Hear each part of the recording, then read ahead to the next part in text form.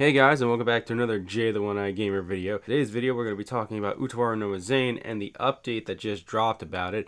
This update referring to pretty much how mission structures are going to be, some of the combat, and also two new characters revealed. So let's jump into this, shall we? First up, they talk about the mission structure, and essentially it's kind of like if you played any kind of Warriors or Dynasty Warriors game or a Musou style game, it's pretty much typical. It's like you get a main objective for completing the mission, either defeating all the enemies, defeating the boss character, collecting certain items, or doing other various things. In this game, they give two examples of main objectives. They talk about one about gathering medical herbs, and it looks like that's the objective for beating the map, and then another one's for defeating a specific kind of enemy. Pretty standard stuff for a Musa style game. And then, of course, they also give us side objectives, which they state to be defeat 50 Gogiri, which are like the little insect creatures, and defeat 10 other guys. So essentially, it's going to be pretty much basic, Musou style side objectives along with the regular objectives, just defeating extra opponents, probably defeating an opponent with like a handicap, maybe like an HP restriction and all that. So pretty standard fare that way going forward into the main gameplay. Next, they talk about unit traits, and essentially what they decide is unit traits are specific traits that the characters use themselves. So like Haku has a special trait, Kon, Nekone, Yakuardo, all of them, they all have a specific trait that I think you can level up. I don't know if you're going to have more, but it increases various things. They talk about Haku's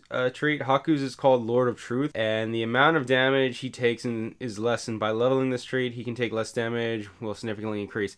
So essentially what it is Haku gets a defense buff, but that's a pretty good trait if I had to say so myself. And then Kon is Indomitable. It raises her attack power, I guess, if she's damaged by a certain amount. If that's true, then it kind of has the same effect as her one ability in Mask of Truth, which is, I think, Undomitable as well. I'm sorry if that's the wrong skill, but she has a skill just like that in Mask of Truth, where when she gets hit by an enemy, her attack increases. I don't know by how much in Mask of Truth, but it does make her a very scary, like, offensive based unit, even though she's not like the strongest offensive unit. It's going to be interesting to see how the other units special traits rely to them, like how Nekone is pretty much a healer, so we're pretty much going to get like probably one that ups either her ability to heal or heal in a bigger radius, or it might up her magic, and everyone else pretty much will get the same thing. Maybe Yakuardo will be able to enter his stance, or maybe he'll be able to strike in a wider arc. It's gonna be interesting to see what they choose to give each character to make them stand out more unique, and you get to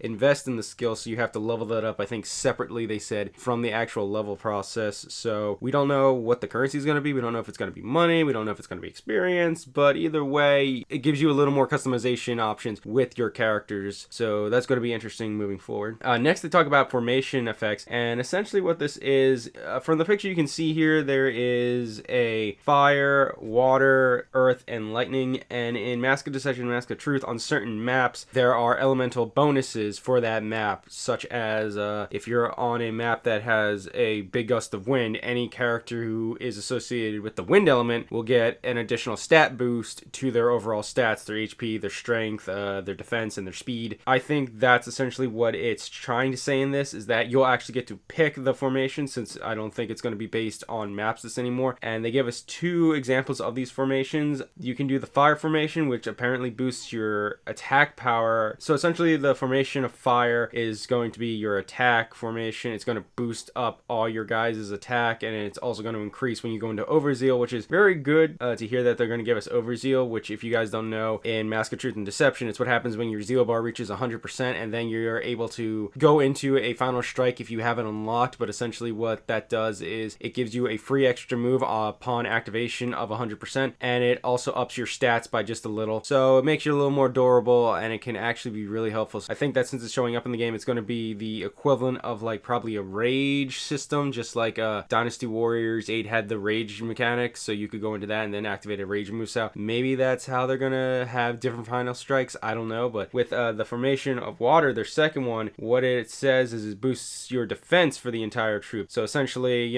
fire is going to be your offensive, water is more of a defensive ability, so you'll have to pick, it looks like, before each map what kind of formation you want, I guess, for that coming map. And it looks like you might be able to like buy into it, from what we can see here with the little gauge down there, that you probably might be able to buy into it in some way to increase it from other stats or other things. It's interesting to see see how they're giving you a little more options in the game to set up how you want certain maps to go. Then they talk about how the combat's going to work. Essentially, your main attack strings are going to be called basic attacks, which obviously it's just like in Dynasty Wars with regular attacks. You're just going to do a bunch of, I think it's going to be square. That would be my guess. Most Musou games tend to do that. Is square is your basic attack button. You can combo into that probably. I'm going to say the combo system, I didn't play Gintama Rumble, so I don't know how that combat system is, but I would assume it might be kind of structured around that, or something like Senran Kagura, where you get like several square attacks, and then the triangle attacks are dispersed out, but they're very powerful. That would be my guess on the system, because I don't think they're going to do a Dynasty Warriors or even a Sengoku Basara-esque type of charge system or combat system. That's my personal take from it, because it sounds like the basic attack is probably going to be like a 5-hit string, maybe a 6-hit string. So then after the basic attacks, we're told about something called a combination attack, and from what it sounds like is these are going to be not your charge attacks, but they're going to be special attacks. It sounds like you have to unlock them via special conditions on a map, because it sounds like it's harder to pull off, but with the activation of this attack, you'll be able to get more benefits, like maybe increased attack power, defense power, maybe more crowd control. They also deplete the Zeal bar, which means it's going to be a kind of Musou attack. It's most likely sounds like it's going to be a buffer attack of some kind. What's interesting is that you can see on the screen, you can see the circle, and for anyone who hasn't played Mask of Deception and Mask of Truth, that circle is kind of reminiscent of what the attack system is in those games. They're literally like ring-based combats, so you have to time the presses. So I think that's how it's going to play. It's probably going to depend on when you hit that circle. Might have the ring come out into the circle, or it might be like with the magic users where you have to wait for the gauge to get full circle to activate. I don't know, but as you can see with Kun, she's about to do a fire attack, and then she lets out a fire blast. I couldn't tell you what I think it does to her. It shrouds her in some fire, it looks like, so it might up her attack, or she might get more zeal increase. Sounds like every character gets one special, so that way each character is unique, so maybe it's got different requirements and different like sensitive controls to activate. Next we talk about special moves, and it's not a charge attack. It's more along the lines of it sounds like a get out of free jail attack, or an ability to do massive amounts of damage, but the trade-off is it eats up zeal and it makes the recovery rate really low. Examples they have is essentially with Haku, it sounds like he's going to use his fan to suck in numerous enemies around him and then fling them back with the fan. So I'm led to believe it's probably going to be something kind of like maybe Luling Chi's quad halberd extra triangle strike, where if you click triangle a second time upon the attack, the halberd can make like a vortex and suck people in and then blast them out. Kon, she's going to use her kunai attacks, which are her pretty much second basic attacks in Mask of Deception and Truth, and as you can see from here, it's her throwing out the kunais right now. It sounds like they're not going to be used often as much as like the basic. It sounds like this might be the version of a charge attack, but it sounds like it's got more risk than reward with like a triangle, or even like the Senran Kagura triangle attack. We'll have to wait to see the combat to see how it really looks. I think these are basically going to be like used for maybe hitting a boss for a lot of damage, and then it sounds like you'll be able to combo into a basic attack or an evasion. So it sounds like it sets you up in a advantageous state, but at the same time it sounds like it also diminishes your zeal return, so it's kind of that risk reward system. Next we get the deadly arts, and essentially what the deadly arts are is the finishing strikes from Mask of Deception and Mask of Truth. It sounds like it's going to be a devastating crowd clearing move like a Musou, but it's going to be like the equivalent of a Rage Musou with how wide the damage is going to be. And as we can see here in the screenshots, we get to see a sneak peek of it being used. In the screenshot, we get to see Ururu and Sarada, who are also brand new characters that were just revealed for the game. They're essentially chanting and looks like they're getting ready to summon giant magic. And then in the next screenshot, we can actually see them floating in the air, surrounded by what looks like to be multiple circles with glowing purple energy surrounding a big sphere which they're in, which leads me to believe they're going to launch a devastating,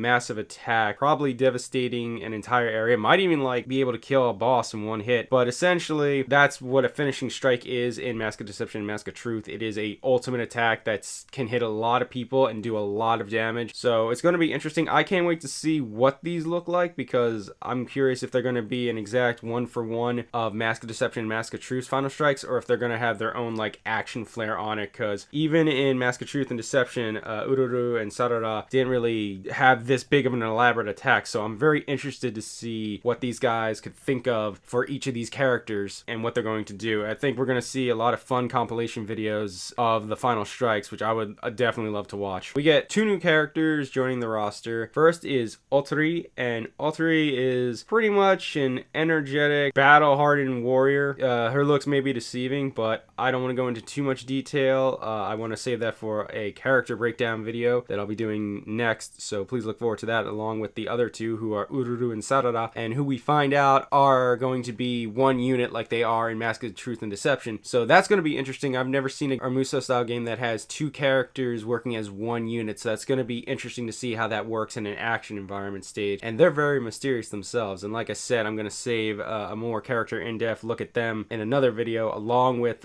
2 who were announced before, Rurutie and Yakuardo, so please look forward to that. Pretty much with that, guys, we are done with the one update. Still no release for the West. It is still coming out in Japan on September 27th, 2018. I hope that sometime next year, either Atlas or some other company decides to pick up this IP and bring it over to the West, because I would really much love to play this game. I think it's going to be great. I'm looking forward to it. We still have a couple weeks to go before actually it's revealed, so I'm kind of hoping that we get some more character reveals, because essentially at this point we have almost the entire party. We have Haku, Kon, Nekone, Rurutie, Otari, Nosuri, Ogi, Yakuardo, and Urara and Sarada. The only one we're missing right now is Kiryu, who is pretty much the last member of the team in Mask of Deception. You only get a 10-man party in Mask of Deception. And we do know that Maruro is going to be playable. He is kind of a temporary companion in Mask of Deception, but I kind of figured he was going to be playable. Ukan, who was not playable in Mask of Deception. That brings the cast up to 12, and I'm going to make a prediction. I'm going to say that Oshitaru, who is a very important character in both Mask of Truth and Mask of Deception, will be playable in this game, only because if you watched the very first trailer and the breakdown I did, at the end of the trailer you could see Vurai and Oshitaru fighting each other in their released mask forms, and it looked like that was gameplay.